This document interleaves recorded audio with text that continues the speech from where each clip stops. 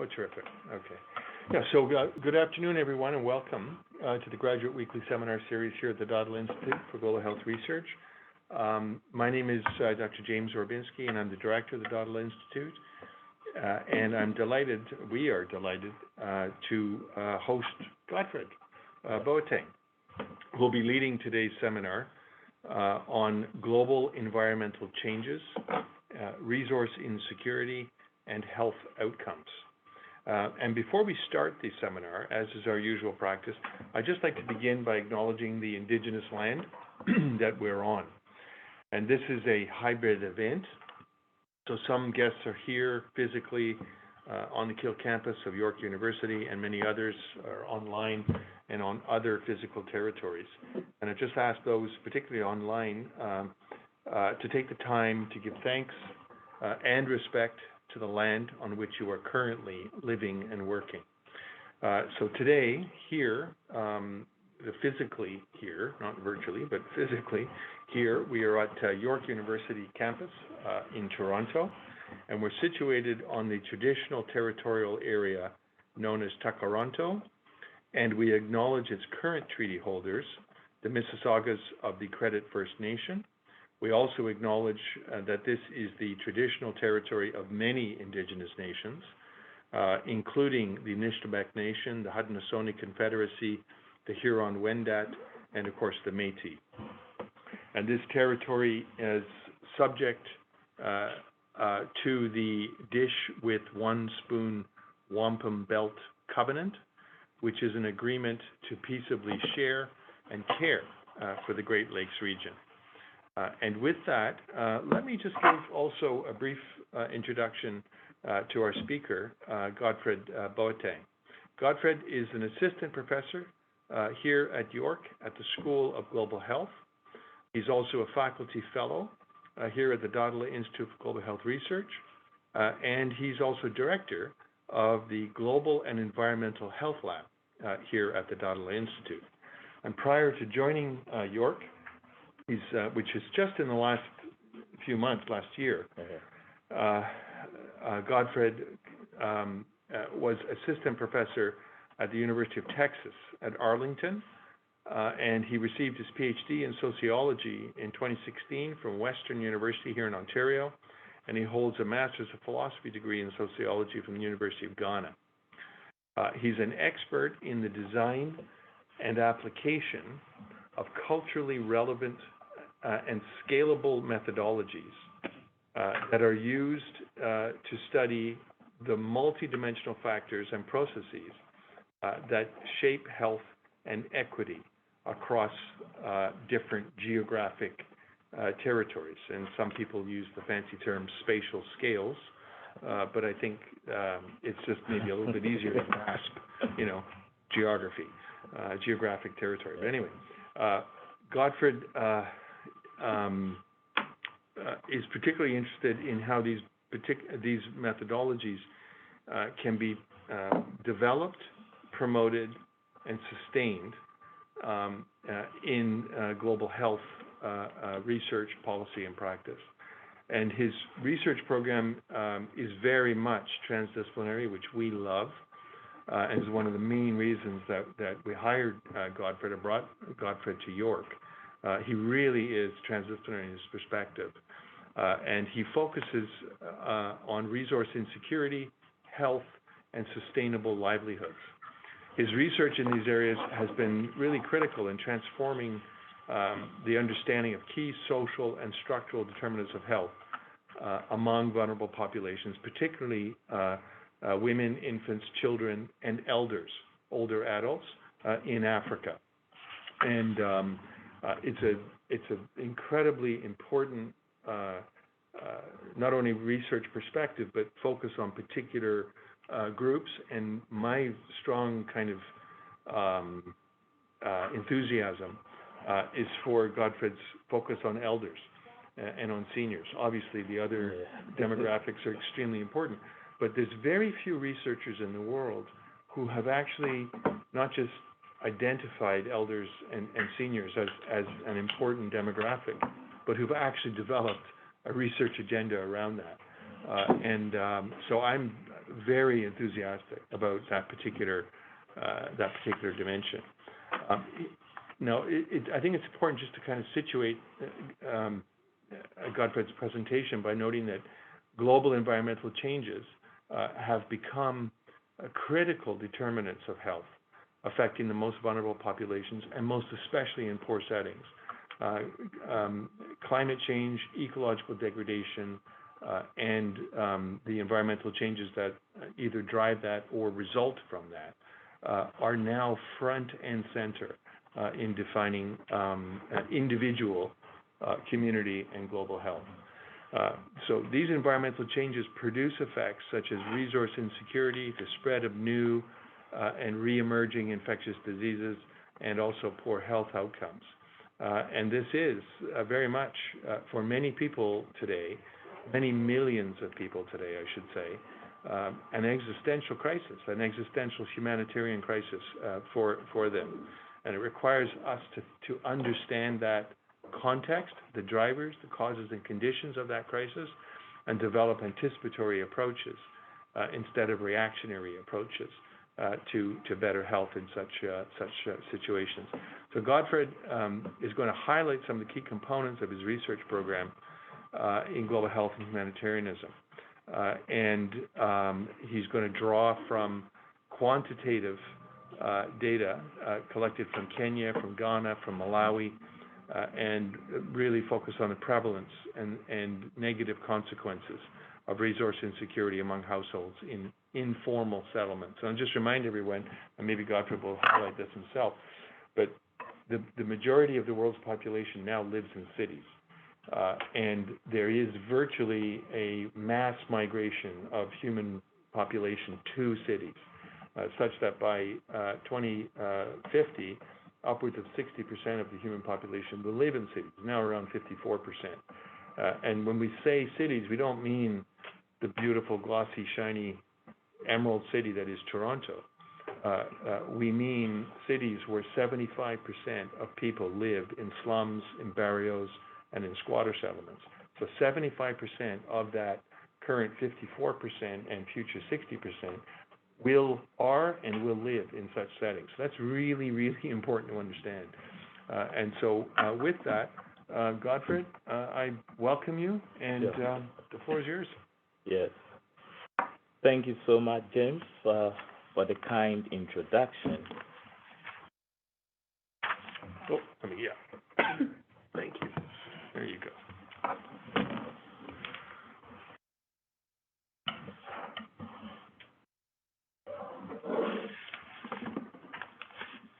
While Godfred is just readying himself there, I'm just going to say that this is it's a seminar, 1 hour format. We'll end promptly at 2 o'clock. Godfred's going to speak about 20 minutes, and then we'll just engage in question and discussion, and I'll wrap up and conclude at 5 to 2 promptly. And for those online, just remind that the seminar is being recorded. Please mute your microphone unless presenting or asking a question, and don't hesitate to use the little raise your hand function at the bottom of your screen. That actually makes it easier for us. And I would also encourage people to turn your cameras on. It allows us here in the room to engage even more meaningfully with you when we can actually see you. So please do, if you wouldn't mind, turn your camera on. And you all set? Okay, yeah. Go for it. Okay. Thanks to you all for coming for this seminar. I'm excited to give an overview of my research program in global health and humanitarianism. While there are a number of themes I focus on, I would, for this presentation, focus on 2 main streams. And so I would give a brief introduction to global environmental changes. I'd look at the research components of my program, the research questions that influence my study, and then I'll provide some findings from my earlier research and current research findings that we've made from a number of countries, also including Nigeria. And then I would summarize the presentation at the end of it. And so when you think of global environmental changes, these, as as have been said, have become characteristic of everyday experiences. They reflect the physical changes we see in our environment. These are driven by both human and non-human activities that have destabilized the Earth's climate and are characterized by increased carbon emissions, land degradation, and an overload of the atmosphere with greenhouse gases. These, in turn, have led to the warming and more extreme temperatures at local scales, rising sea levels, oceans becoming more acidic, plummeting biodiversity, mass extinction of plants and animals, and destruction of ecosystem services. But you see, these changes have now become direct and indirect determinants of health with severe consequences on the poor and the marginalized. And so why do I say this? The poor and the marginalized, who are the focus of my study, tend to be more vulnerable to these environmental changes due to a number of interlocking reasons. One, they are dependent on natural resources and ecosystems whose abundance are threatened by these environmental changes. Two, they are likely to live in places that are afflicted by environmental degradation and hazards because the land is either cheaper or the land is free. Three, their homes do not frequently have waste disposal services, as we find in Ghana, where only 1 in 7 households have access to a toilet facility whenever they need it. And neither do such households and individuals have access to water supply, as we find in Kenya and other places in sub-Saharan Africa, where women end up working up to 2 to 10 hours each week collecting water for cooking, drinking, and cleaning. Similarly, due to the lack of energy sources, the poor and the marginalized are forced to use unclean sources of energy, which even requires them to walk for long distances. And so, as we see on the screen, in India, women have to walk up to 374 hours every year, right, or up to 20 hours or more per week to collect wood. Just for household use. You see, these insecurities, as we see, are worsened without behavioral and structural changes. In Haiti, as we find that there's widespread deforestation and unmaintained drainage infrastructure, and this has led or increased Haiti's vulnerability to hurricanes, storm surges, and flooding. And so whenever time there is a hurricane, it increases the number of people who plunge into poverty. It results in increase in diseases and several forms of resource insecurity. But you see, the effects are not common to low and middle income countries alone, right? If in 2022, Hurricane Ian, which came down on the western coast of Florida, brought with it several destructions.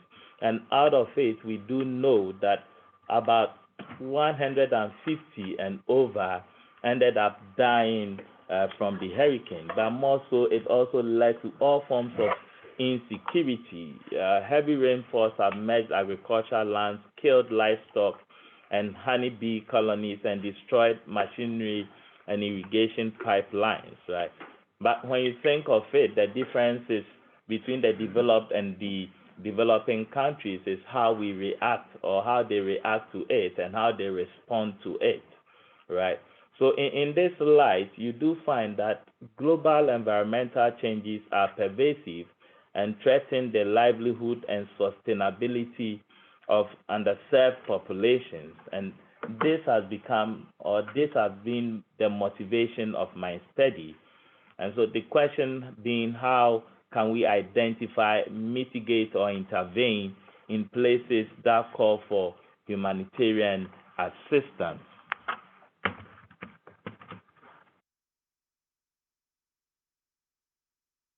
And so this afternoon, I'd like to provide you with insights into how I've gone about identifying individuals most at risk of the effects of global environmental changes, with a focus on these two research programs, one on resource insecurity, health, and sustainable livelihoods, within which I examine energy insecurity and health access and its health impact in low and middle income countries.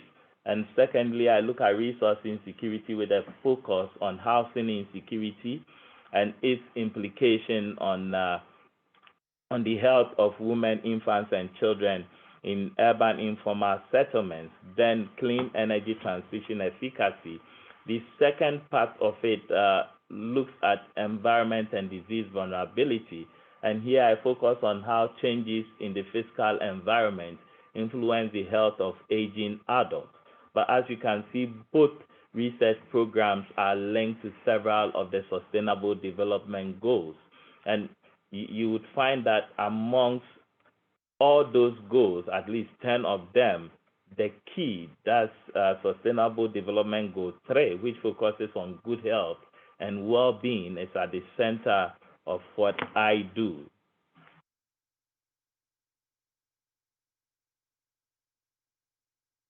And so in the area of resource insecurity, I focus on food, water, energy, and housing insecurity, and I deem these to be the essentials needed for a healthy and a sustainable livelihood. If we are going to be able to change anything or help the poor, one of the areas I think is critical would be in these areas, to be able to address and intervene in these areas. And so there are a number of questions that drive my study, and I do ask questions such as, how can we know who is resource insecure? What are the causes and consequences of resource insecurity? How does resource insecurity increase poor health outcomes and health inequity? And are there scalable solutions to it? But these questions are not examined out of context. They are examined within the context of a sustainable livelihood framework. And so in this regard, my research aims at identifying and measuring the factors that constrain or enhance livelihood opportunities and show how they are related to one another. I do not just look at the cause and effect relationships.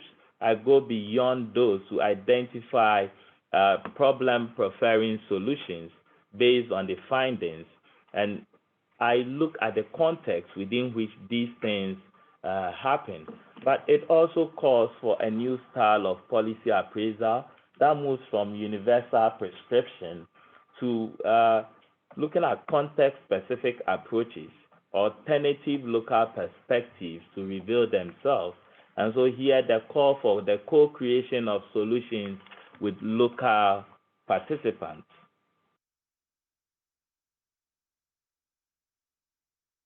So having given you a sense of my research, I'll take into the research that we've been doing since 2015, sometime 2017, right? And so earlier on, as a postdoc at Northwestern University, I got excited about this research on water insecurity, and I was working with the PI at the time, Dr. Sarah Young, and out of the study, we were able to learn a number of things. 5 years back, there was no way of being able to measure adequately water insecurity. Even though various attempts had been made, there were quite a number of limitations with it. And so that led us to develop a scale on water insecurity at the local level, right? The ability to develop this scale enabled us to be able to quantify experiences of water insecurity, and based on that quantification, determine its effect, right? Its health effect in a number of ways, right? And so with the second paper you see on the screen, we're able to look at the multidimensional health risks associated with water insecurity in Kenya. In addition to that, we went on to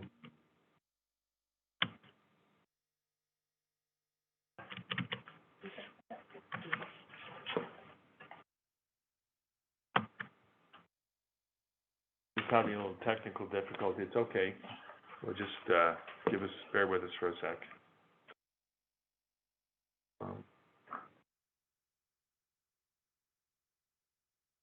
Ready yet?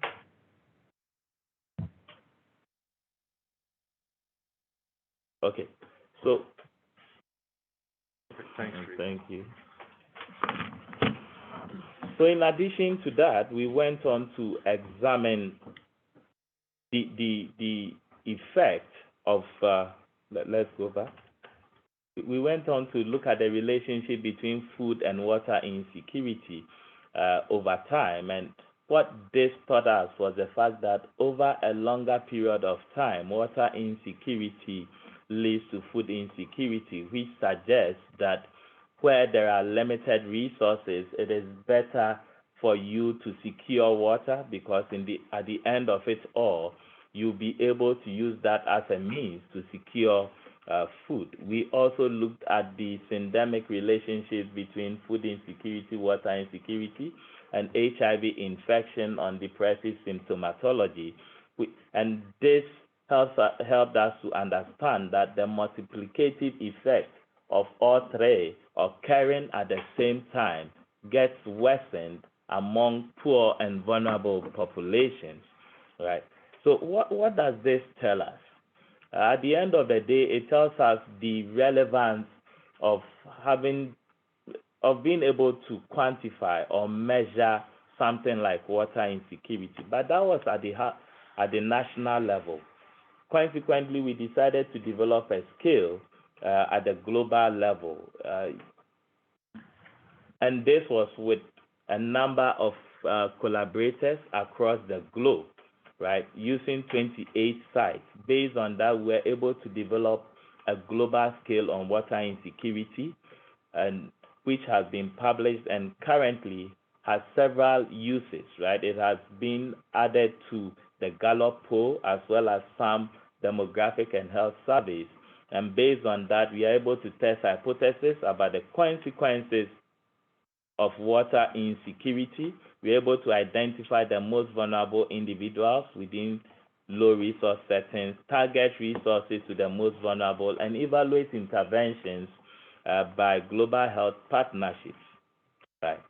And so that has been my background, that has been my experience coming into energy insecurity or resource insecurity, health and sustainable livelihood. And here, as I had indicated, I focus on energy insecurity and health assessment, and housing insecurity and health and well-being in urban informal settlements, right?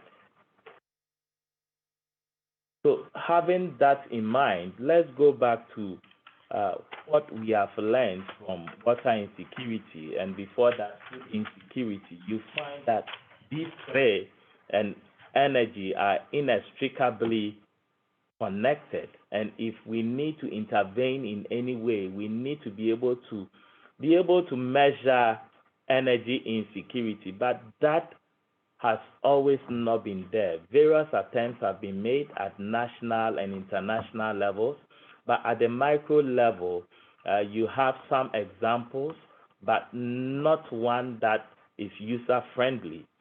And if you think of what we've learned from food and water, it's helped us to understand what the effects on infant cognitive development, on breast milk intake, on changes in body composition, on the psychosocial well-being of individuals in poor households, right?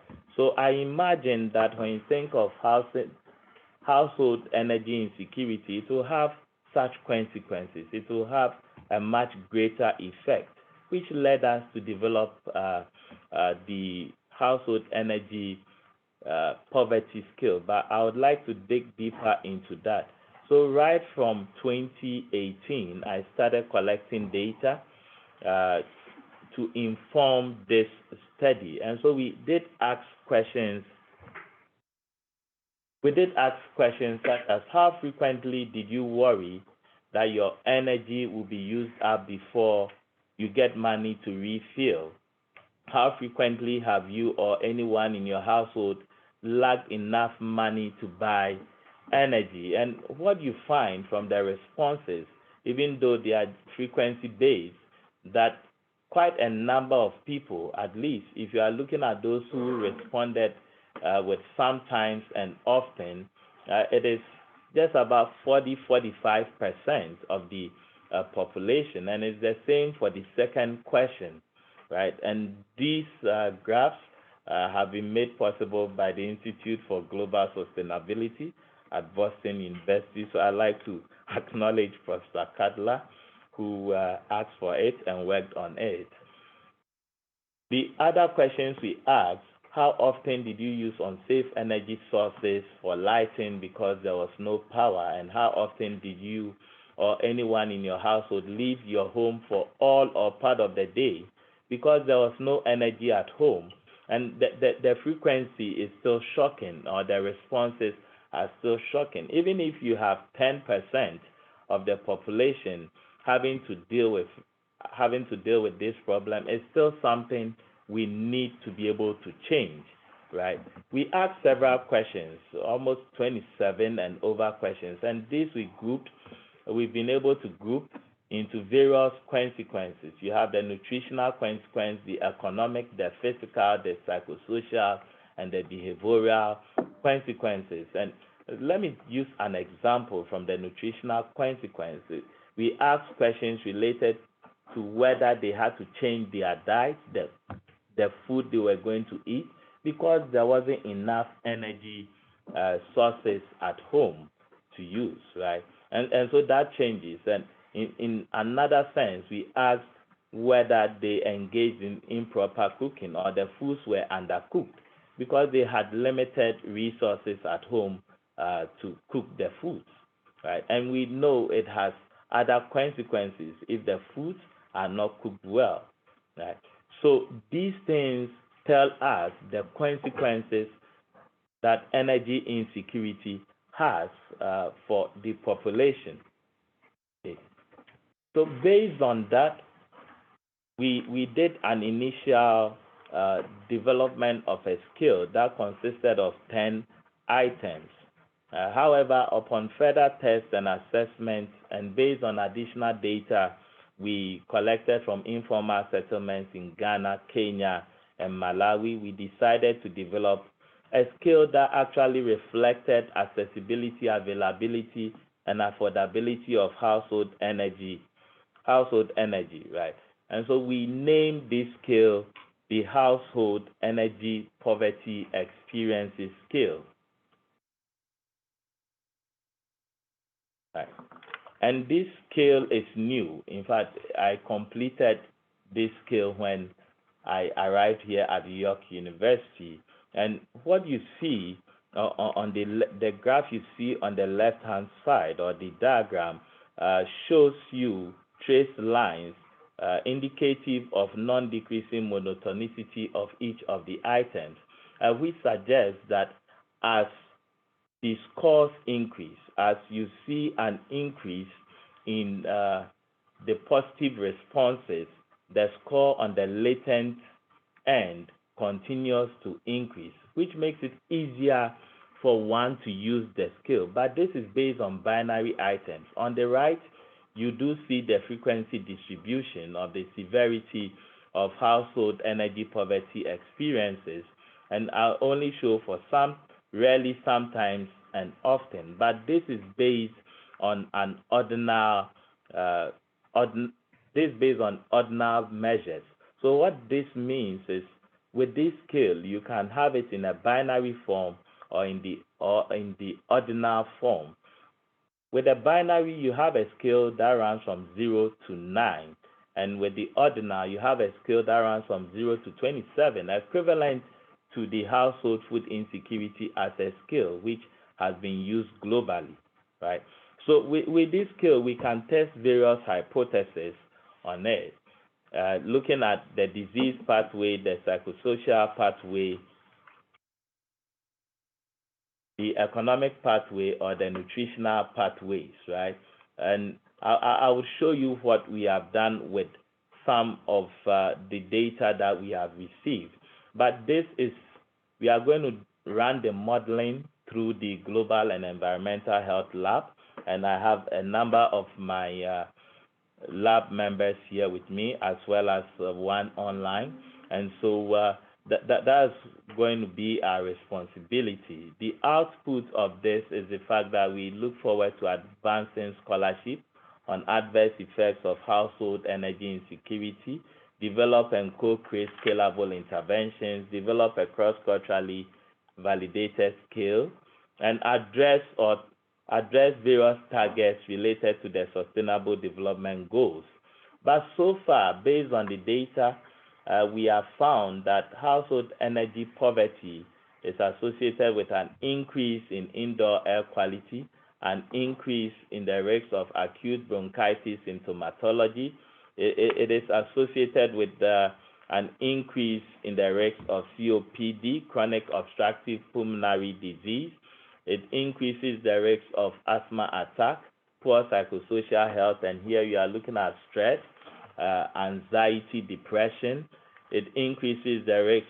It increases poor neighborhood safety. It's associated with water insecurity and food insecurity.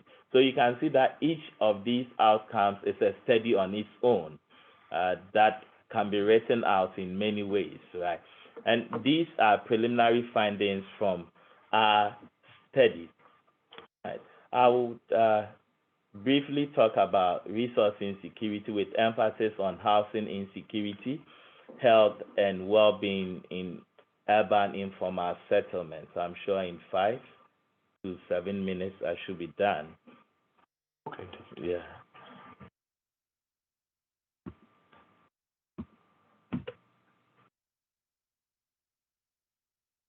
And so globally, about 1.6 billion people live in slums, and this number is expected to rapidly increase due to population growth, rural-urban migration, and other social, economic, and environmental factors which push people into cities.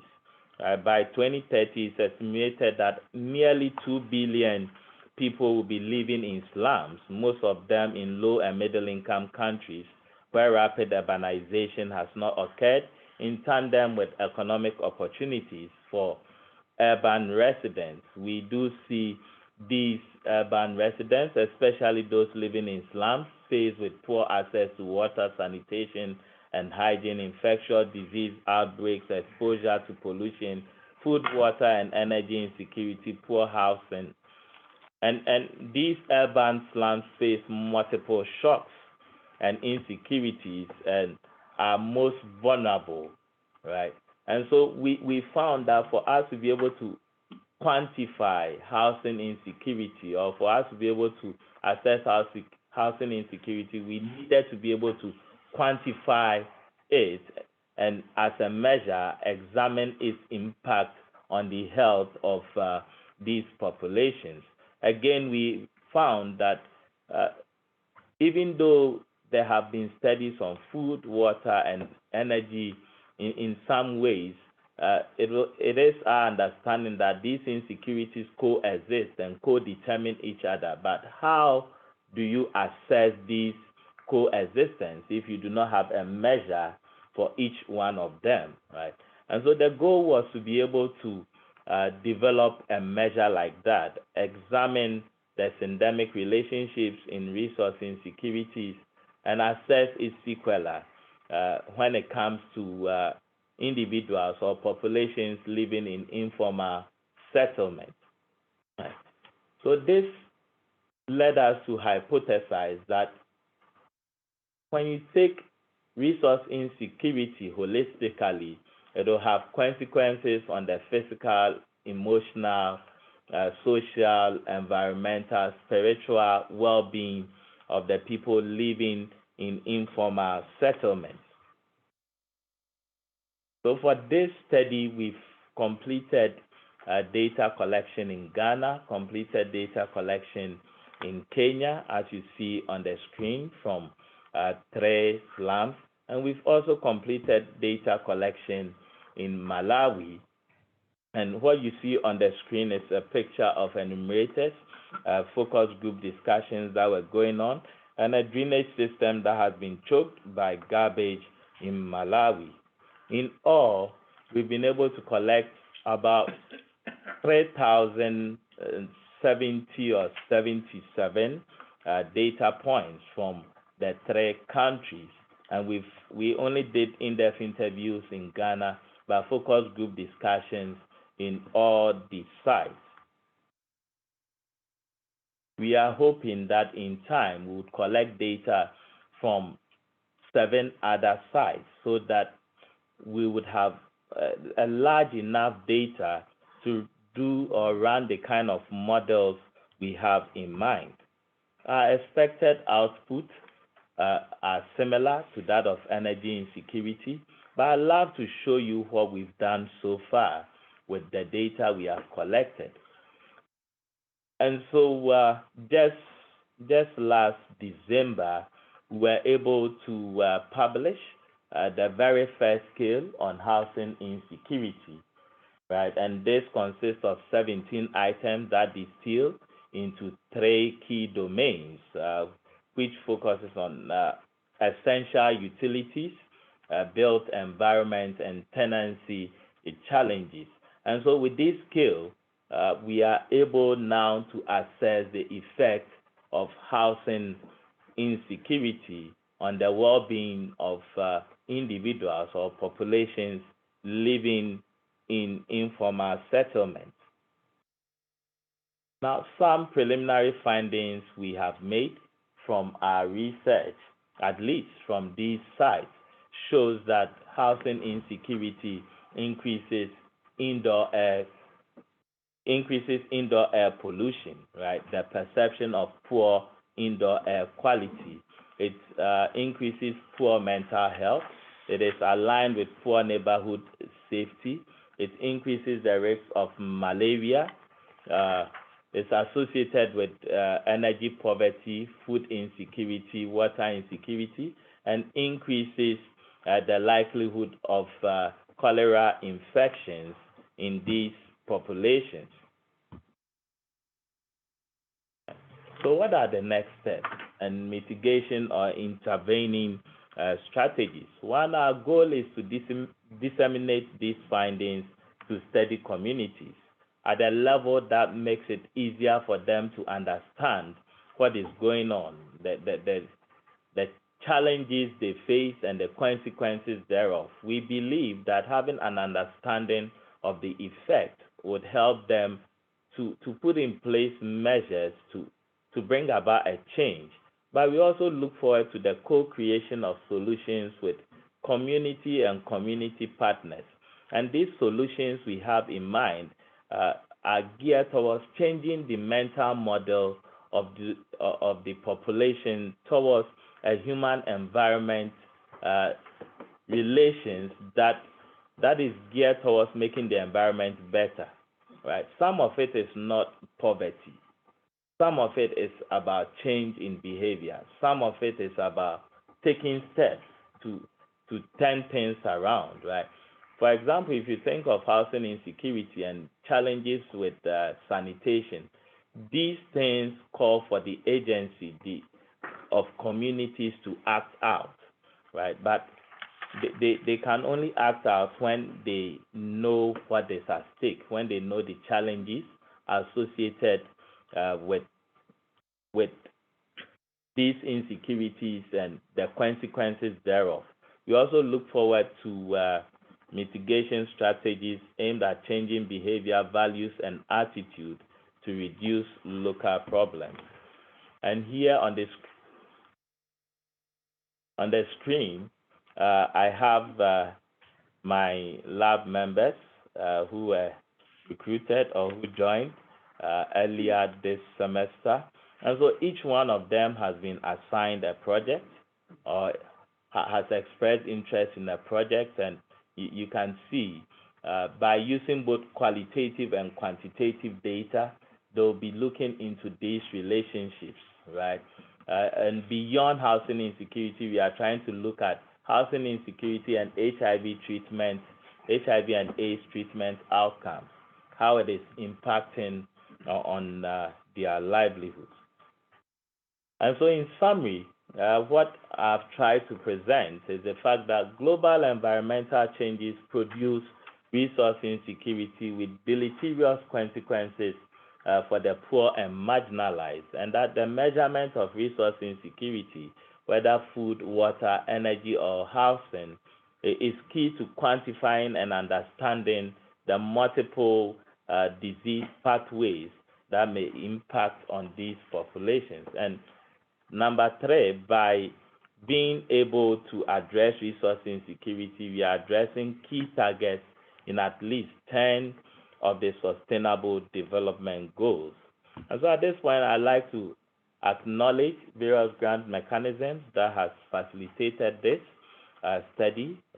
Some grants I received from UT Arlington, my former university, the Helen Kellogg Institute for International Studies at the University of Notre Dame, where my collaborator, Dr. Ellis Adams, is, and York University so far, because they provided the funding for the publication, right? And collaborators from different universities, University of Cape Coast, Northwestern University, Pamoja community-based organization in Kenya, and unnamed collaborators here because there are a lot more. And finally, to the Dudley Institute, James, for all the support, and the Institute of Global Sustainability at Boston University. Thank you. That's great, Dr. Thank you. That was great. Yeah. Wow. Well, that's wonderful. I will note that's, I will note that's the first time people have clapped spontaneously for a seminar. That was absolutely brilliant, Godfred. I will encourage people to ask questions. Raise your hand if you're online, or raise your hand if you're here in the room. But I do want to just say this, offer this one major comment. This is what Godfred has presented, in my view, is an example, and probably the best example I've seen in many, many, many years, of a systematic, rigorous approach to transdisciplinary research that has an applied focus, that uses methodologies that are both quantitative and qualitative, and that allow for the visual representation of complex relationships, and allow for quantification of the relationship between a complex array of variables. That is actually an extraordinary accomplishment, and it is exactly the kind of concrete, critical problem-solving orientation committed to effectiveness, equity, and excellence that we are committed to here at the Institute. So, Godfred, thank you for that. And I will also add that something that we should be looking at as part of a future research agenda is actually using agent-based modeling as a mechanism for visualization so that communities, governments, external partners, NGOs, multilateral agencies, private sector actors can actually see simulations of the kind of complex interactions that you have identified and quantified, and that's the key, right? Quantified, and then choose appropriate adaptations.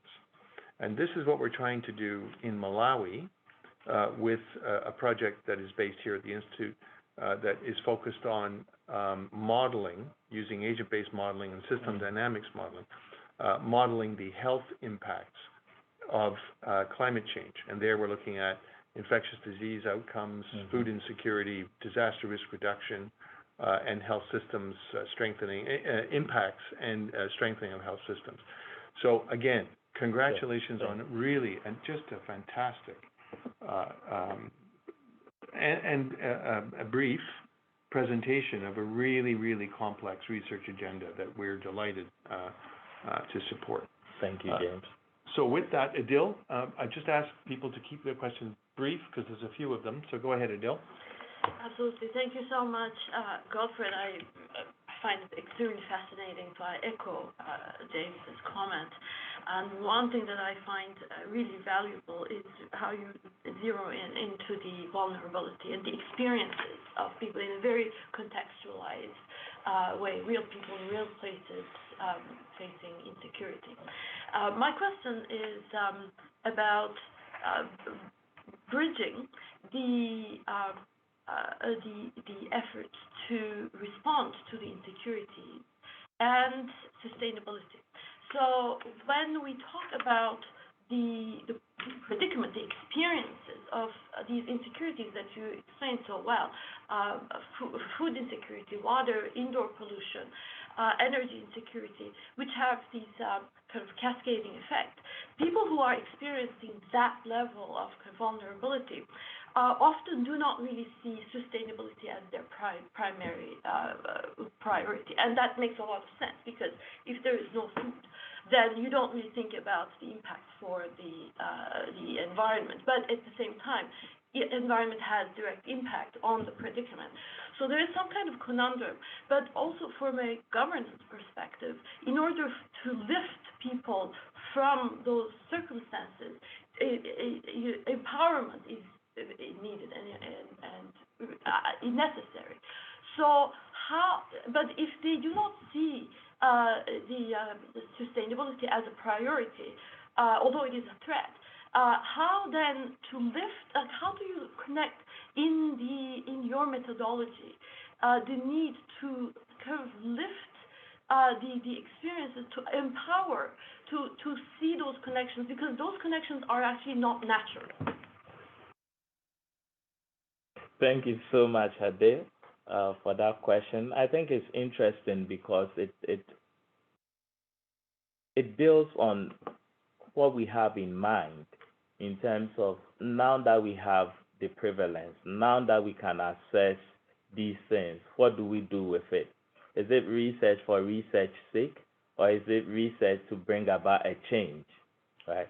And that is why we are hoping to go back to the field and then together with the communities co-create solutions, and these solutions driven from their end, but also with input from our end to bring out some of these empowerment models, right?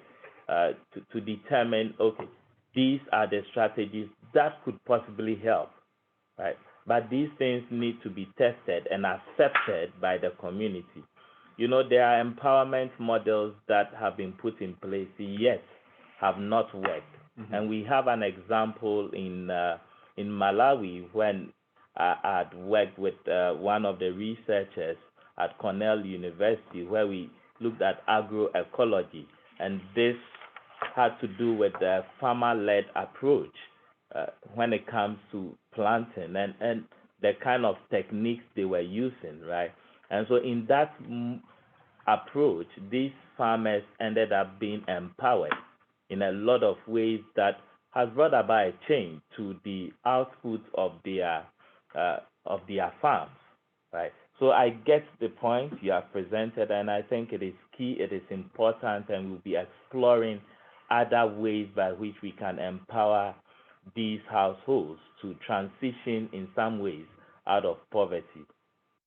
Yeah, so we have two other questions, but I will just add that to your comment, Adil, and answer Godfred, that it's not simply citizens who respond and who need to be enabled.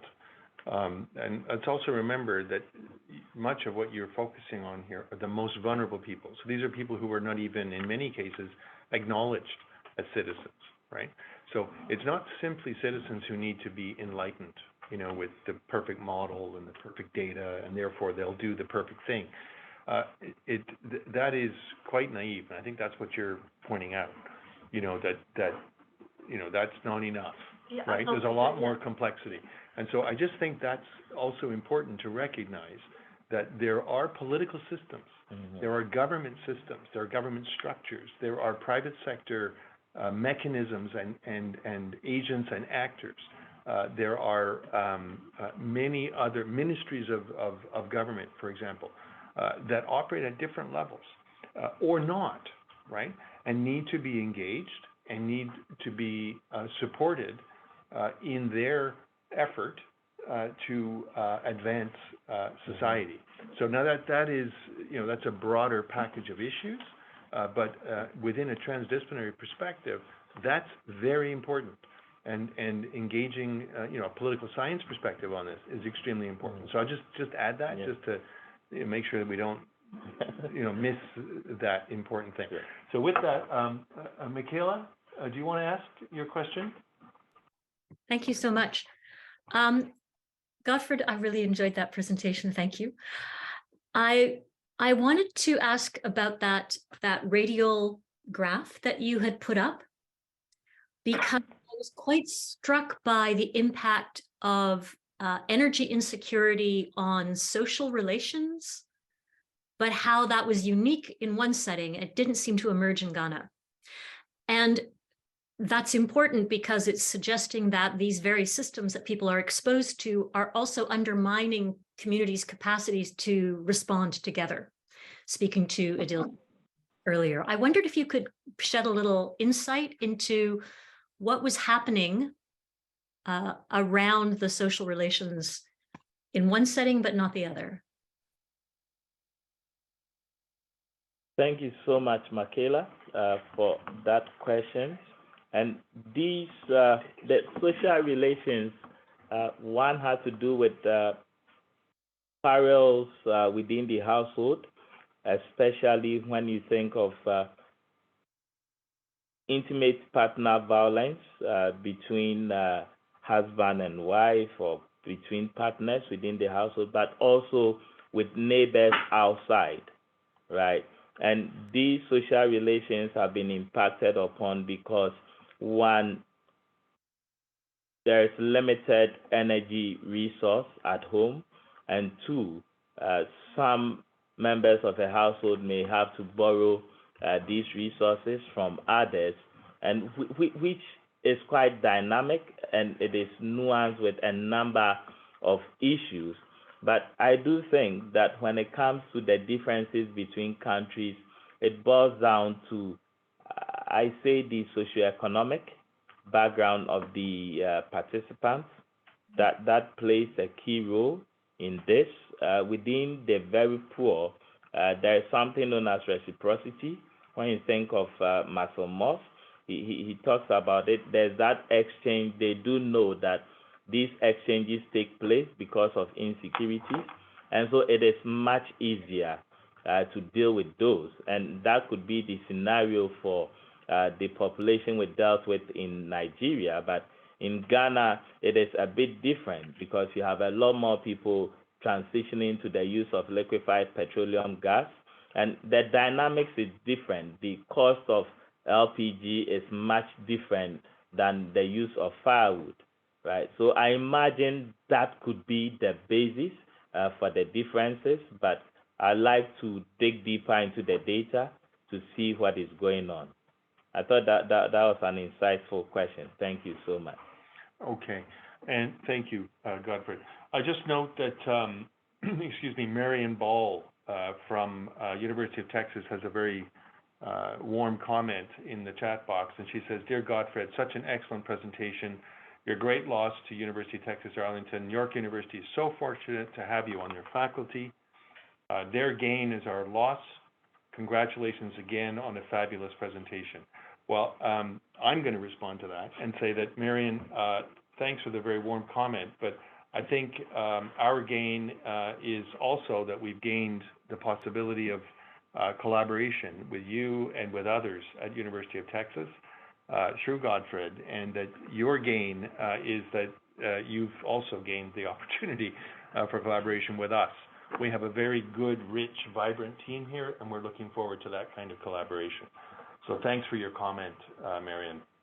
Well, thank you. It was such a great presentation, and we run a multi-interprofessional center for health informatics, and Gottfried served on our advisory board, and we still have him on our website and hope that he will continue to give us the benefit of his knowledge. Gottfried, was a wonderful presentation. Thank you so much. Thank you for inviting me. Thank you, Dr. Ball, for being here. And our last question will be from Imran. Please, Imran. And if you could, just keep it brief. We only have 2 minutes. Yeah, I'll be very quick. Gottfried, thank you so much for the presentation. As an engineer, I work on interventions, and I'm really interested to see an index like this because it helps us evaluate the impact of the intervention. So I'm wondering, for something like HWISE, which was the Water Security Index, have you had previous examples of evaluating the effect of interventions on household water security that demonstrate the effect one way or the other? And who have been the partners who have used these indices to evaluate interventions? Okay. Thank you so much for that question. And to be brief, the extension of the household water insecurity work in terms of interventions has been carried on by my PI in other fields with engineers from Northwestern University.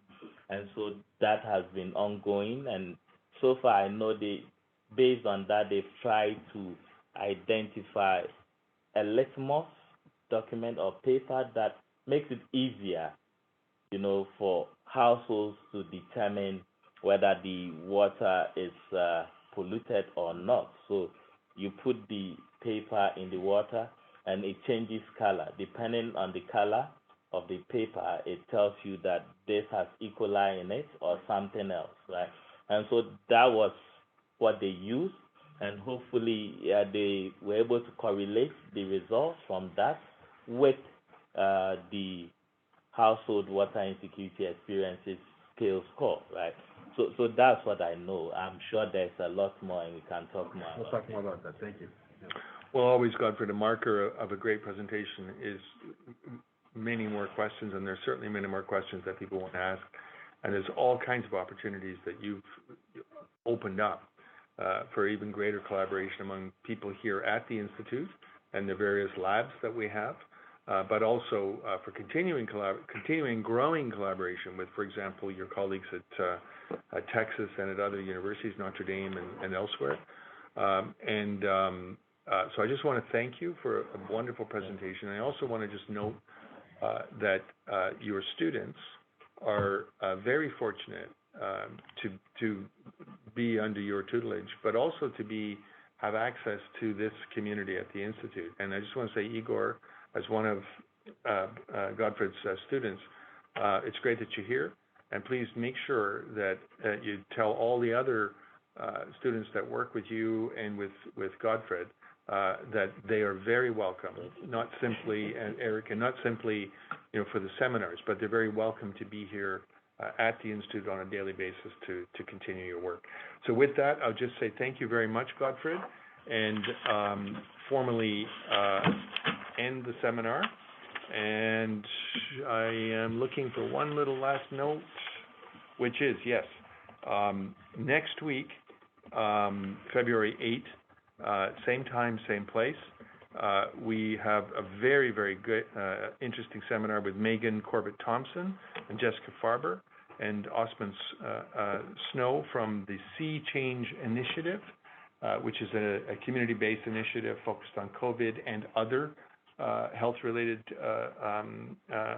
issues that the Dowdell Institute has partnered with. They work in many communities around the world, largely with Indigenous communities, and they will be presenting on methodologies for co-designing community responses in Sierra Leone. So same time, same place next week. Thank you, Godfred, and we'll see you next week. Done.